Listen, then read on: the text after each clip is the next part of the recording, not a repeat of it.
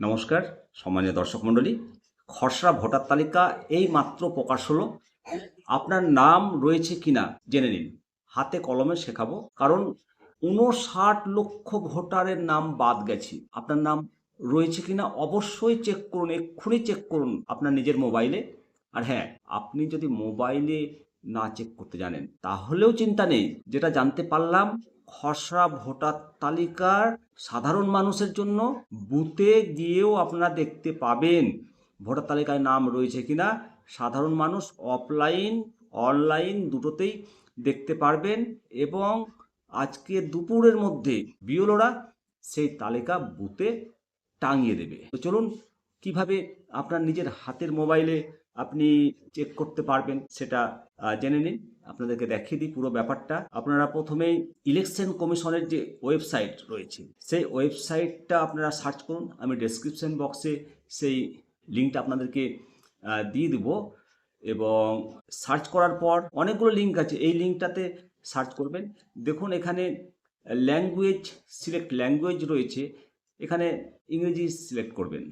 তারপরে epic number রয়েছে, আপনার ভোটার কার্ডের যে এপিক নাম্বার রয়েছে সেটা এতে দিন। তারপরে যেটা কাজ, আপনাকে স্টেট সিলেক্ট করতে হবে। একেবারে নিচের দিকে চলে যাবেন, যে ইন্টারফেসটা খুলবে সেখানে ওয়েস্ট বেঙ্গল লিখুন। তারপর ক্যাপচাটা পূরণ করতে হবে। ক্যাপচাটা পূরণ করার সময় একটু ঠিকভাবে ক্যাপচাটা পূরণ করবেন। তারপর সার্চ অপশনে ক্লিক করুন। সার্চ অপশনে ক্লিক করার পর পুরো ইন্টারফেসটা খুলে যাবে, আপনার নামের পুরো ডিটেলস চলে আসবে। তারপরে ভোটার ইনফরমেশন ভিউ ডিটেলস বলে খুলবে। তো পুরোটাই আপনার কি তথ্য রয়েছে সমস্ত কিছু দেখতে পাবেন। তারপর আপনার পরিবারের যারা নতুন ভোটার তাদের নাম তোলার জন্য ফর্ম 6, হ্যাঁ, তারপর ভুল সংশোধনের করার জন্য বিভিন্ন রকম ফর্মগুলো অনলাইনে দেওয়া আছে। তো সমস্ত কিছুই একেবারে ত্রুটিমুক্তভাবে হচ্ছে। একদম চিন্তা করবেন না। যাদের নাম এই খসড়া তালিকায় উঠলো না, আপনাদেরও সুযোগ রয়েছে।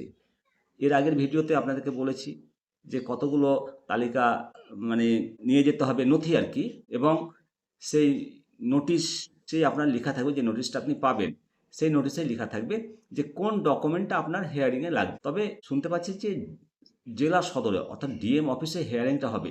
হেয়ারিংটা যদি ব্লক অফিসে হয় তাহলে সাধারণ মানুষের পক্ষে ভালো।